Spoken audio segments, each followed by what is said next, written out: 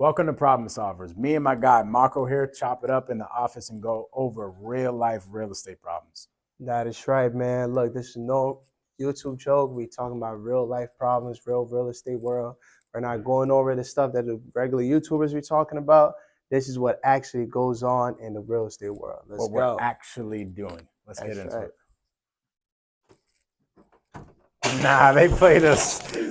Yo, what's poppin', everybody? It's your boy Mike Gomes. I got my guy Marco with me.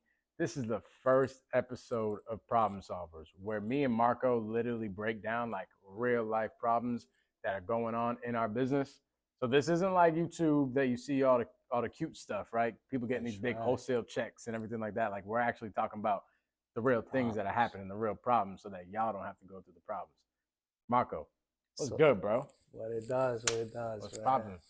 So you know it, man. So what we do is we talking about the problems so that you guys can see what we go through on a daily basis, so that you guys won't have to go through it. So basically, we're making the process easier for you guys without trying to make it look easy, just like one of those regular YouTubers. So that's what we're doing here. So Mike, so what you got going on lately, man? What you got going on in your business?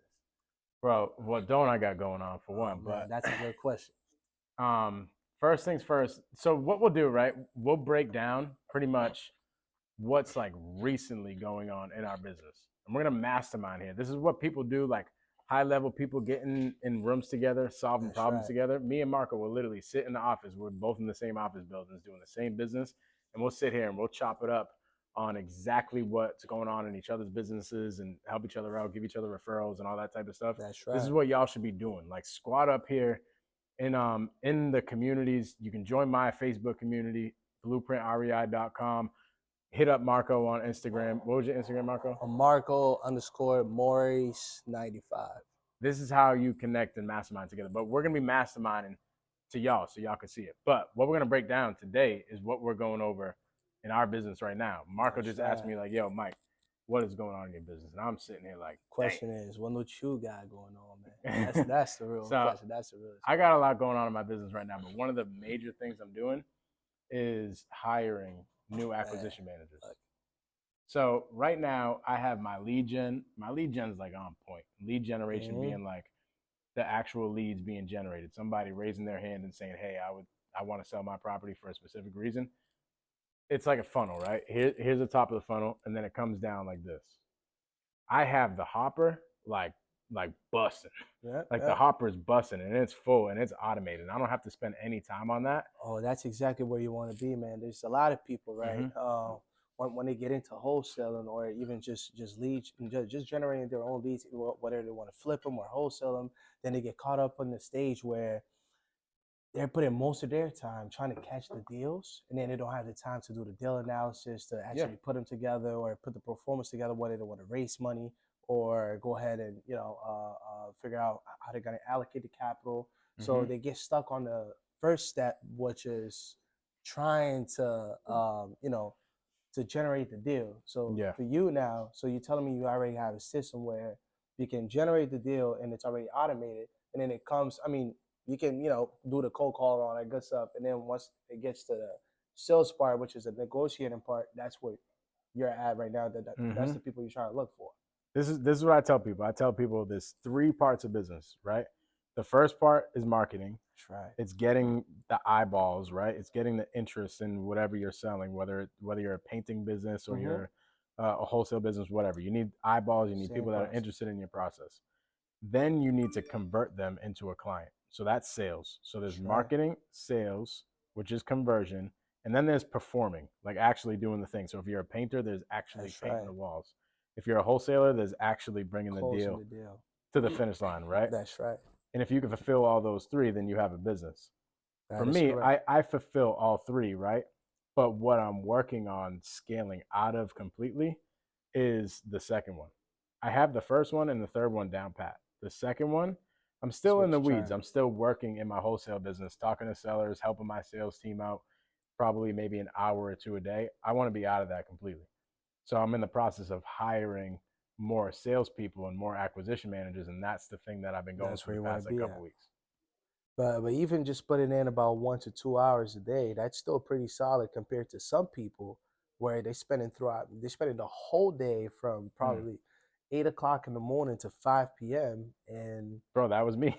you know Like, what I mean? They're spending the whole day just trying to, call these sellers and do all that. And then how many sellers do you have to call before you actually catch one seller that actually picks up the phone? mm-hmm. Right. And then if you're not as experienced, you know what type of software to verify the phone numbers, all that good stuff to see if the phone numbers matches with the homeowners and the Mm-hmm. address, all that good stuff. And what I've been using, the software I've been using lately, it's called Spokio. Mm. Not sure if you've heard of it. No. It's a software where you verify phone numbers. So let's say, you can either put the address, Yeah. phone numbers, and email. You could put an email and it'll tell you what address is attached to that email. Mm. Or you could put a phone number and they'll tell you which address is attached to that phone number. Mm. And it's very accurate because I've been finding lots and lots of people. I even tried to put myself on there. My H came up, my phone carrier came up. You're like, yo, this is And good. I was like, This is getting I was scary. like, man, look, even my personal home has to be owned by an LLC.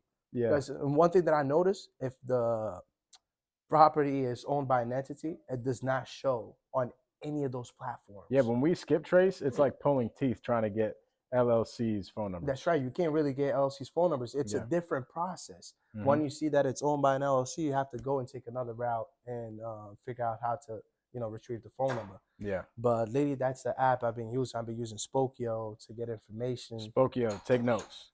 That's right. I've been using Spokio lately, and it's been very helpful. My VA's been using it to make these calls and and get them popping. Say no more. Go get Spokio. That's right, man. So I've been having this problem, not problem, but like we're working through building out the sales team completely, right? So on a sales team, there's lead generation and then there's sales, right? Like I just said, the lead gen team consists of somebody operating the systems and processes for the lead generation. We have that. We have the cold callers and the texters. We have the lead manager to make sure that we're following up with all the leads, right? All that's automated. Mm-hmm. Now, the conversion part of sales is one of the hardest things to automate. You need closers. Because closers are hard to automate. You can automate a simple cold call conversation. And most right? closers, they're usually, either the owner of the company or they're somewhat, embedded onto some sort of equity in the company. Mm-hmm. And, it's typically, it's harder to find closers than it is to find people that's just going to regularly just call these homeowners, right? 100%. And the thing with closers is it's a revolving door. People are going to come and go. So here's what I tell my salespeople. Initially, a couple things. You're going to do one of three things here in the next 6 months, 6 to 12 months. You're either going to uplift in the company, like maybe become part owner or have part equity in it. That's right. Run the sales department, maybe something like that. Extra bonuses, all sorts of incentives. All sorts of things, right? Number two, you are going to realize that you hate wholesaling and it's not for you and you don't want to do sales, right? And you're going to say, screw this, I never want to do this. Or number three, you're going to say, hey, I want to go do my own thing. Here's the thing, Marco, I'm all set. I'm cool with all three of them. So no matter what three of those things you're going to do, I'm okay with. Let's just set that up front so that like 6 to 12 months down the line, when one of those three things happen, none of us are caught for a surprise, right? So how would you feel, right, if you teach someone everything about the business, right? You're telling them how to call these sellers, you're teaching them all the sales tactics and all that good stuff. And then all of a sudden, they just decide, you know what? I don't want to rock with you anymore. I'm just going to go and do my own thing, start my own company. How do you protect yourself? For me, myself, how do I protect myself from that? Which is, not typically protect myself because it's all good if you come to me and then you learn from me, right? That's totally fine. You could come learn from me and then we do business together, or whether it's either we do business together or we decide, hey, we don't want to do business together. I want to go and do my own thing. That's fine because I probably learn a lot of stuff from you as much as you learn from me. Yeah. So it's just added value to value. Legit. Just added value. But the thing is, there's other other scenarios where you have workers. You have employees that comes and starts working for you, right? They're doing pretty well, all that good stuff, and then all of a sudden, like, hey, I don't want to work with you anymore. or and then they start using your company's name because that's actually established as a way to publish themselves out there, to publish themselves that out has there. happened to us before, actually. That's happened to me too. So putting themselves out there, hey, this is what I do, and I do this with this company, but I'm also solo. Yeah. You know what I mean? So for me, how I defend myself is I have people sign NDA, employee agreement. Yes, I have them sign NDAs at all times. I tell them, hey, whatever you learned at this company, you cannot say that it was you, that it's your own information. You have to give credits to where it's due. 100%. And that's the same thing with me. Like if I've had many people in the business where I've learned a lot of stuff from them, right? And I'm not scared to come on a podcast and be like, hey, I learned from these guys, because that's fine, because it's just added value. Because everyone that I've learned something from, I can guarantee you, I've either added the same amount of value that they've added to me. I've added way more value than what they've added to me. So I'm confident to say that at anywhere I go, because I know that if someone adds value to me, I'm going to add some sort of value to them. It's just what it is. But what about you yourself? How do you protect yourself from people? You got to have agreements up front, right? Like you got to have some actual things in writing, or else people will go and use your name, and you can get into some legal trouble, right? Troubles, and that's right. And you don't want to do that. So whether we're like JVing on deals or partnering up on deals or whatever, everything's in writing. And it's just not because we don't trust you're people. You're co-wholesaling with someone, you're flipping a house, and then you have your contractors have all your contracts in place where they need to clean up. If they don't do such, it's an extra $50 per day. Someone sends you a picture with their materials are being organized. All those things, putting your contracts in play. That's what saves you in the real estate industry. Contracts. Yeah, just having it right. Straight contracts. We're not like Mickey Mouse doing this thing on a handshake, right? Like we're grown business people, so we want to do this thing the right way. I've made that mistake a lot. Not because we don't trust people, right?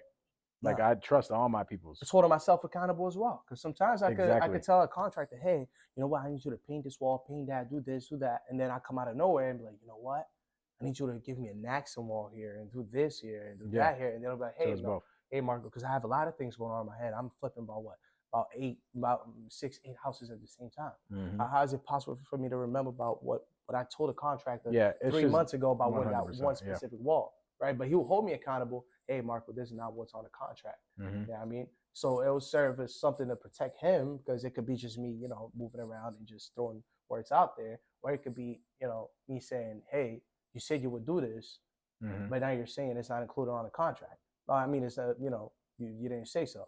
Well, here's a contract to prove that you actually said so. Right, exactly. I mean, so it goes both ways. It's not because I don't trust you. I'm holding any grudges against you. It's not any of that. It's just I'm just holding the both of us accountable.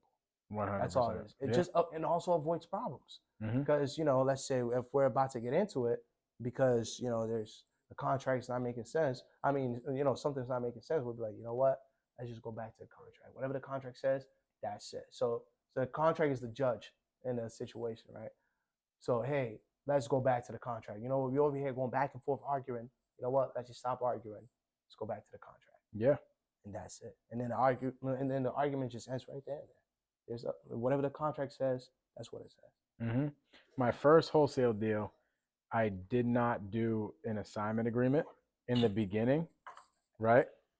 And it got to there was a crazy like 6 months where we were like going through some eviction process or whatever, right? But we didn't put something in place in writing in the beginning, and it ended up affecting our relationship at the end of the deal. Like we were in crazy turmoil, like on the phone, yelling at each other at the end, like when we were about to get the deal done, when the eviction was about to be done. And a simple assignment agreement in the beginning would have completely solved everything, right? So having these things on paper, we're grown business people. Like, just get the things on paper. Don't be lazy. Just do it. Trust me. Learn from me, because I used to be the guy. I'd be like, all right, whatever. Yeah, they'll take care of me. Or like, if you create an LLCs, have your operating agreements in place, all with the bankruptcy with the bankruptcy language in there, possible foreclosures, all of that good stuff. Yeah, have it all. Everything listed on there. Who shall have access to bank accounts, who's going to be operating and managing the books, all that good stuff. Have it all stated on there. Don't have a bunch of people that's involved in an LLC. So here's the kind of my message to all of this. On paper is great. We need everything on paper, but the overall message is just be upfront with everything. When you're trying to manage a sales team, when you're doing a deal with somebody, when you're about to, wholesale a deal for somebody or whatever, just be upfront with everything so that there's no questions in the end. For our topic of building a sales team, it's being upfront with what the expectations are when you're coming onto the team, because I've failed to do that in the past. And then I see myself 4 months down the line being like, dang, I did a poor job of letting my team know exactly what I'm expecting. And now here I am 4 months down the line holding resentment when there should be no resentment. You know what I mean? It's just we put agreements in place up front, and that's what the agreements are. If they're not met, then obviously we're not a good fit. So I'll tell my team that those three things, right? One of those three things are going to happen. And then the other thing I tell them is you have 2 weeks, okay, to call in our system. You're not really going to get any sales training, right? I'm going to tell you, hey, these are the key points that you're going to have to hit. We might do a couple call calibrations and stuff like that. But your job is to set up appointments for the underwriting team. In the first 2 weeks, if you can consistently book appointments with people that are interested in selling in the next 30 or 60 days, then you're a good fit. Then you get the full sales training, you get the full standard operating procedures, and boom, you're onboarded as an acquisition manager. If you don't hit those KPIs here in the next like 2 weeks, then we're just not a good fit, right? That's right. And that's how the revolving door happens. And all of a sudden, you have one killer who crushes it in the first 2 weeks, and you're like, this is my guy. So people always say it like the cliche thing. I've never thought about it that way, but that's definitely a great way of doing it. So do you believe on hiring, because there's a lot of people, a lot of cold callers, a lot of VAs I'll reach out to him like, hey, I already have my own lead generation system that I use, all that good stuff. I already have all of that. All you got to do is just pay me this X amount of dollars a month, and I'll go ahead, I'll take it from there, and I'll generate all deals. I'll do all the good stuff. Or would you rather build your own team where you have your own people? You just have someone that manages all of those cold callers. So generating leads is completely different than sales. Sales requires a big culture. Granted, lead generation does too, but lead generation, bro, I can go pay somebody $5,000 a month to generate me leads, and I don't have to worry about it. I love managing my my VAs doing the lead generation because I love my VAs. That's who started me. I started in the game, hammering with my VA, and she crushed it, and then I grew internally from there with my VAs. I have now just automated that, so it's almost like I'm paying $5,000 to $10,000 a month without having to look at it. But let's just say my team got abducted by aliens, okay, and my team was no longer here to do lead generation. I probably would not go and build a lead generation department. I would probably just pay somebody. Sub it out.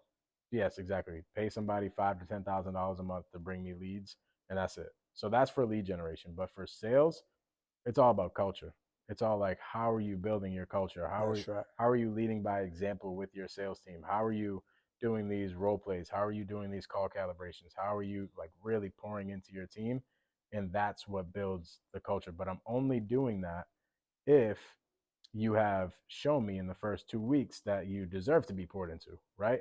Now, what I'm working on here in the next like 3 to 6 months is getting somebody to replace me in that culture creating environment, right? Because that's very hard to find. Very hard to find somebody. Typically, it's usually like an equity partner or something like that, but somebody that can really come in and like run the ship. So I even told my salespeople, sometimes it's your salespeople that step up to the plate and get it done. That's right. That's been with you for a year or two, and finally they sprout and they're like, yes, I'm ready to like run the department. And that's the person that takes the seat. But I even tell all my salespeople, I'm like, hey, listen, I'm looking for somebody to take this seat. You guys have all the opportunity to do it. You're going to be making way more money than you are right now if you do sit in this seat. And there's a lot more opportunity to come in the future. So somebody needs to step it up. That's what I'm looking for right now. Right. That's amazing. So, but it comes with a lot of just like pouring into people and, revolving You door. have to constantly do that, man. Yeah. You know, it's just how it goes, man. You know. So what about you, bro? Me and myself, man, I would more so lean towards the development side of things, right? Where, man, sheesh, I could go on and on about how many development problems right now I've encountered in the past, just in the past month or so, in the past Mm-hmm. month. But I could, you You're know talking what, about like construction development. construction Yeah. wise, construction developments, right? So just you know, just fix and flipping renovations, all that good stuff, right? Lately I've been, you know, getting into new constructions as well. So doing the whole nine. But So to stop you really quick, Marco and I did a video like probably maybe a month ago on my YouTube channel. If you check it out, Marco went in deep on exactly what he does. He does a lot of fix and flips, developments all around here in the greater Boston area. My bad, bro. I just felt like I needed to say that because some people might not have seen that video. And if you haven't, it's fire. There's a lot of information Marco poured out on that video. So go back on the YouTube channel and check it out. That's right, man. So yeah, so with that being said, man, in Melrose, right now I have 2 luxury condos right now that's being done over there. And actually me and Manny, we have 2 luxury Shout condos. out to Manny, that's my guy. Shout out to Manny, man. You know, we have 2 luxury condos that's going to be coming to the market in the spring. Actually, in the spring market, they're actually going to be coming on board. Man, I walked through the site before I even purchased the property. I bought it for like 800 and some change. Forgot how much. I walked through the site, right? Right in the beginning, I was like, you know what? I'm gonna this, that, and that. Boom, boom. I did my budget. I was like, yo, this is exactly where I'm gonna be at. So I kept on, you know, just moving forward first. The first issue was just dealing with the city because it depends, because it really, so your project can either go one or two ways, right? It can either go very well right from the start because your project, you could dictate how the results are gonna be based off how the project started. Because if it started in you know, the right way, it's more likely, you know, it's never set in stone, but it's more likely that it's going to have great results. But if your project started, that's with everything, you know, bro. I was telling my sales guy that today that's because how it happens. he was having trouble with his intro, and I'm like, bro, the intro It's literally everything. gives you momentum for the whole rest of And the I was call. actually watching one of your videos, and I took that from one of your videos where you say if you call a homeowner, right? If you call on a seller, you're calling them by their first name, and then you're going right, hey man, how's it going?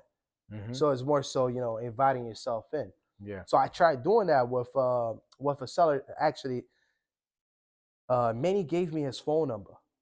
Manny said, "Hey, I spoke to his father. I sent him a letter like 3 months ago. His father just gave me a call. You know what?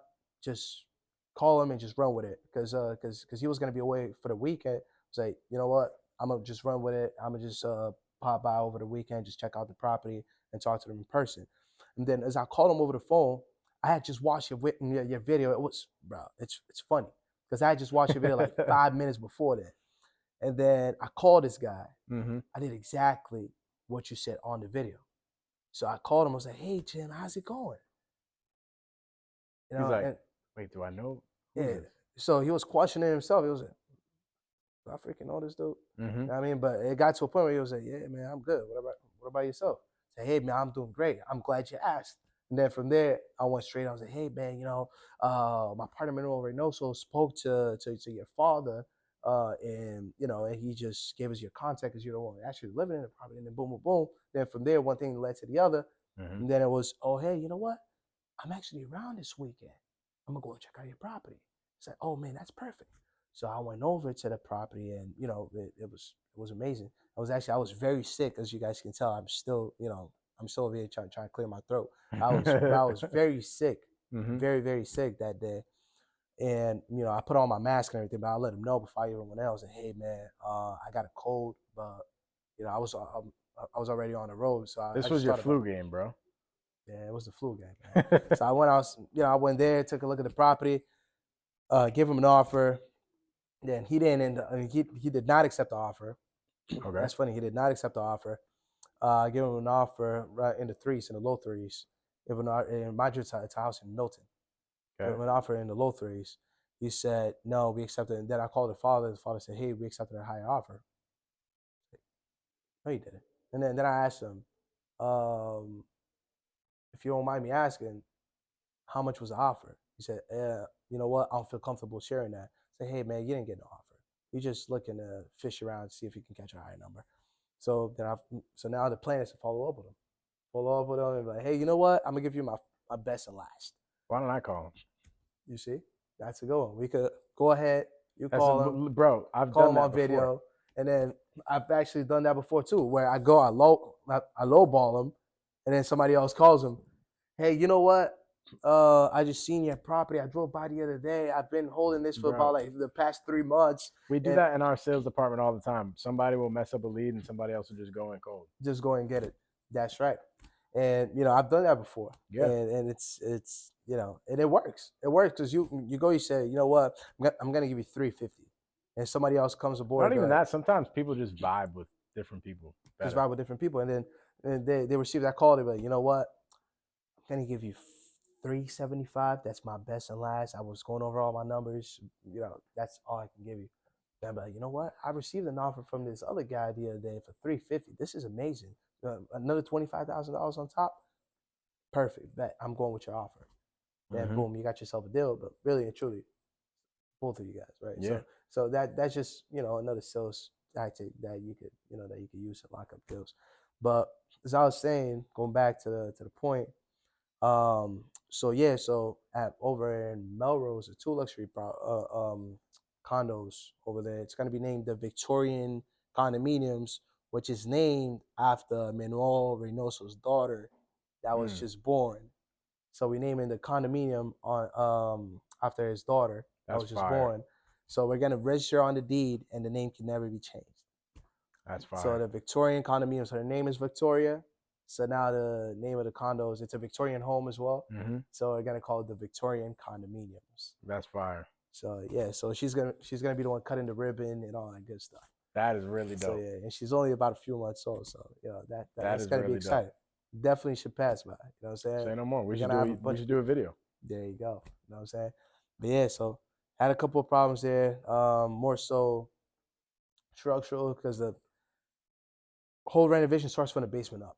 Right, so down in the basement, had to reinforce footings, had to reinforce the foundation, all that good stuff that because the finished grade was only 7 feet. So did you know that this was gonna happen before you closed? No, because you know what, the finished grade, the grade of the third level as when we popped into the property, it was only about 7 feet. It was only about 7 feet high. Yeah. Right, and then after we popped in there, and then we started digging so that we could get a finished 8 feet ceiling height, because we even cut a hole on the wall so that we could bring in a bobcat in there.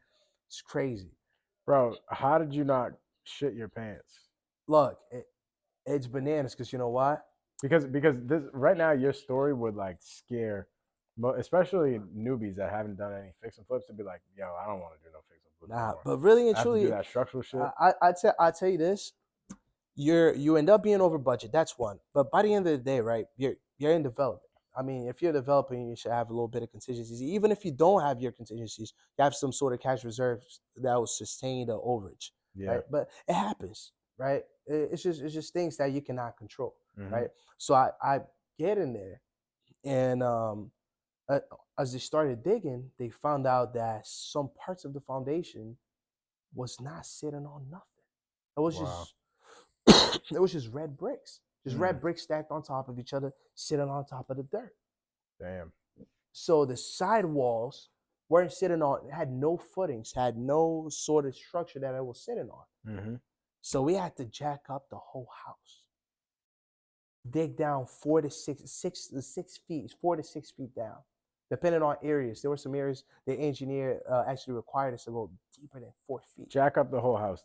Talk about what that means, because some people might be like, what do you mean? So what that means is literally jack up the house, which is, sister, the whole, so let's say the ceiling's right here, and then you have to get some sort of posting and jack up. You literally have to raise the house and support it, and then yank out the whole foundation underneath. So I know people are watching right now, like they might have this picture in their brain of when they're driving down the street, right? And they all of a sudden see a house that's not on a foundation, that's just on like stilts. That's what homeboy had to do. Whenever That's I right. drive it, bro, I've never done a deal where I've had to do that. Whenever I do drive by a deal where I see the freaking the house like lifted on stilts, I'm like, damn, I do not want to do that deal. Nah, But bro. since you're so into the game, this doesn't phase you.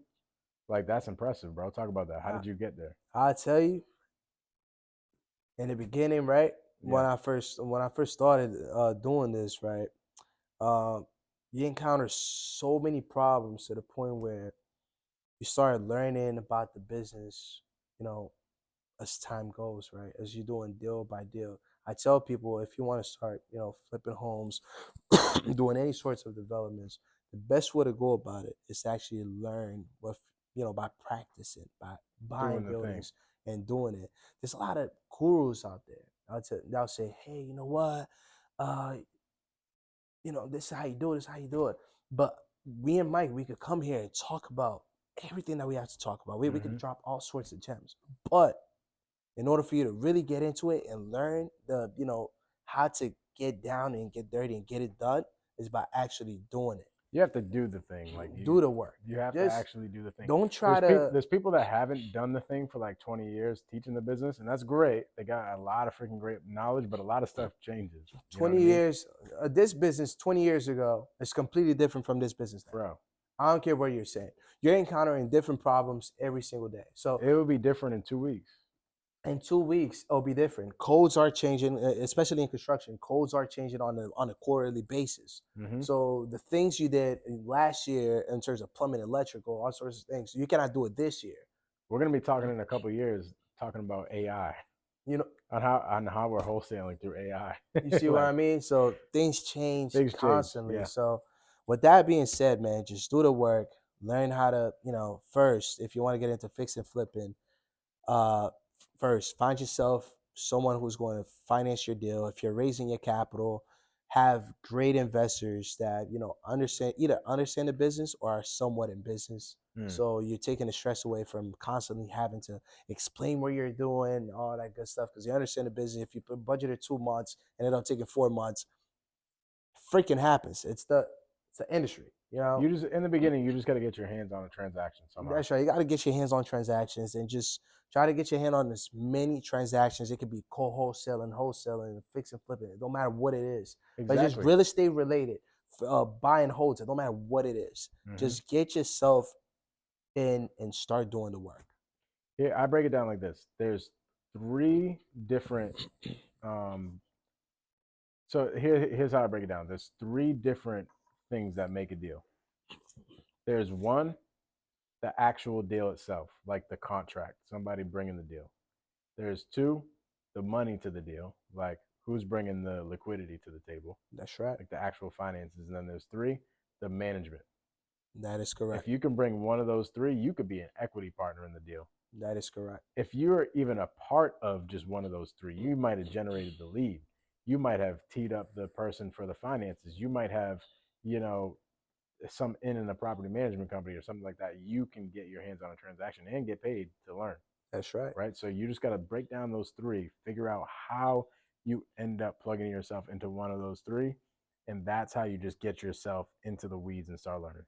And just someone making yourself valuable in a way where you're adding some sort of value onto, it could be onto somebody else's transaction. It could be where you found the subject where you can add value to it, but now you're gonna go ahead and bring it over to somebody else that's gonna close the deal because that's where their value lays at.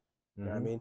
So it's just everyone bringing separate types of values where they could come to the table at the end of the day, finalize transactions, and by the end of the day, basically just get it done. 100%.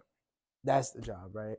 If you're in real estate, you have deals. Your job is just to get it done. It's not even about. It gets to a point where it's about how much you make, but it gets to a point where it's just. It don't matter if you're making 10 grand off a deal. It's just wrap the deal up because you're better off doing 10 grand rather than doing nothing. And then most of the times when a deal don't happen, it's not just the deal not happening. It comes with a lot more, which in most cases is your reputation and your integrity. So when a deal don't go through, most of the times is, hey, that guy cannot close a deal. So now when wholesalers have deals, or anyone, right, they have deals, they're not going to bring you the deals because they're going to be skeptical. Hey, is this guy actually going to be able to perform the day of the closing? 100%. You know what I mean? So sometimes even just Your taking a reputation hit, is everything. your reputation is everything in this industry. Sometimes taking a hit and keeping your reputation intact is the best way to go. Yeah, bro. We're actually in the middle of potentially doing that right now. We're working on an ovation agreement where we listed it, it didn't sell, and we have private money on the deal for the earnest money. And we're just going to end up paying our lender who lent us the earnest money, the interest and whatever money that he gave us, right? We didn't get the deal done. We're taking like maybe a, what is it, $4,000 loss or whatever it is. But like, I'm like, I'll take a $4,000 loss all day to keep my relationship with my lender. 1,000%. You know what I mean? I've taken lots of losses. I mean, when I Yeah. say loss, I've taken like 3, 4, more than that, like 4 or 5 losses on deals where, I've either had, either investors, or I've had people that were somewhat involved in the deal, whether it was contractors or people like that, where I was like, you know what, I'm only gonna make this money, but this guy didn't get paid enough, and he did all this work. But how is this guy going to be looking at me after we cash out on the deal, the property is sold, and he performed all this extra work, did all these things, and I'm walking out the deal with this money, and this guy who made this deal possible is just only walking out with not even bare minimum. Yeah. You know what I mean? So he couldn't even pay his own guys to perform the work. So Yeah. he's coming out short on deals that I brought him on to perform his work. So that don't make sense. No, it's right? not cool. So to me, I'd rather take a loss and make sure they're somewhat profitable, even if it's the smallest amounts of money, but it's somewhat relationships they have there, 'cause something where they can you'll make it back grab at some onto. point. 100%. That's all it is, man. Well, this was episode 1 of Problem Solvers. I hope y'all learned something. If you did, please screenshot this. Go throw this on your Instagram. Go tag Marco. Tag me on Instagram so that all the people can see this and get the value that you guys got. Marco, where do they find you at? You can find me on Instagram at Marco_Morais 95, and Facebook Marco Morais. Love it. If you guys haven't already, go to blueprintrei.com. Get in that free Facebook group because the free Facebook group is growing. People are doing deals in there. I'm hosting Zooms out of there. We'll probably have to have Marco come in and host one of the Zooms there and do a fix and flip Zoom. Go to blueprintrei.com. Get in that free Facebook group, and we're going to catch y'all on the next episode. Peace out. Peace out.